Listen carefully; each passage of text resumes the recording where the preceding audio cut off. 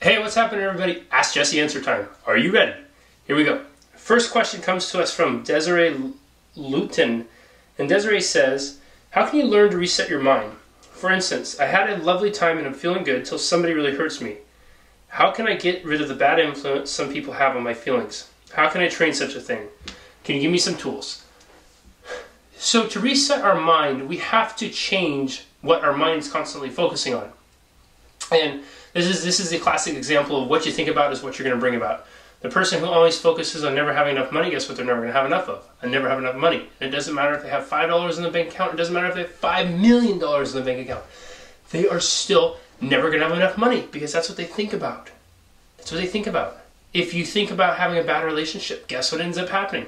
You have a bad relationship. You could have the most loving and devoted partner possible, and you're always going to be focusing on little nitpicky things. You're going to be misinterpreting things. You're going to be jumping at the slightest sound, looking to point out flaws and insecurities, right? Because what you think about is always going to be what you bring about. So if you want to reset your mind, if you want to change these things, you have to start surrounding yourself and flooding your mind with new things that you want to think about. You see, it's not fair to put the blame on friends because they can't do it. Nobody's holding our gun to our head and saying, you must feel this. And even if they were, we'd still have a choice in there. And we have to recognize that we always have a choice in what we're going to decide to feel. So if you feel that your friends are causing it, then you might want to look at changing up your friends or the social circle you hang out with.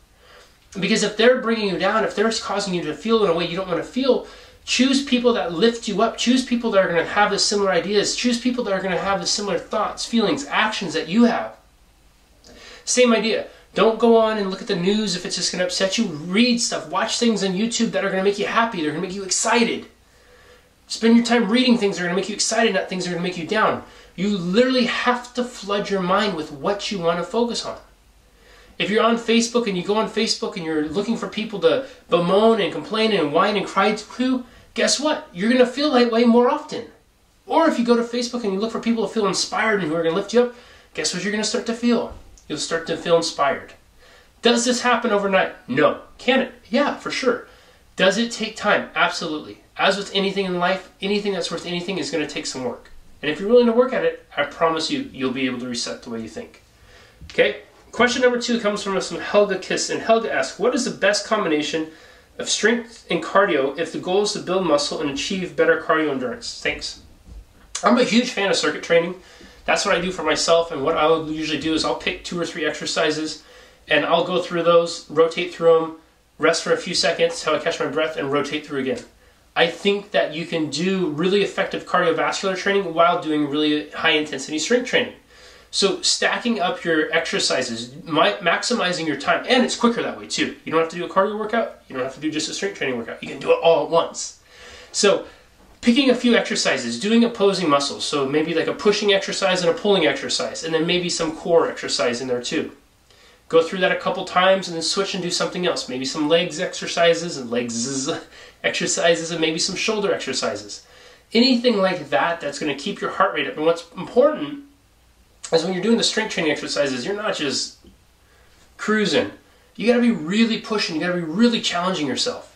You got to be getting your heart rate up, and the idea is to keep moving, and keep your heart rate up, keep the beads of sweat coming out of your body, because what you're going to do is you're getting the same cardiovascular benefit that you would be if you're on a treadmill or you're running or something like that, without having to go and do the cardio, and you're maximizing your time. So, doing a circuit training, picking 2 to 3 exercises per circuit, maybe even 4, running through that circuit, taking 1 or 2 minutes to go through the circuit, resting for a few seconds just until you can breathe again, and then going through that again. Do that for 20 to 30 minutes, and I promise you, your endurance will skyrocket. All right? Awesome questions this week, guys. Thank you so much for taking the time to ask them. I hope you found value in this. If you did, please share it. Make sure you give it a thumbs up on YouTube. And as always, Friday, there'll be a new Ask Jesse section, your opportunity to ask me, and I will answer you. We'll see you then.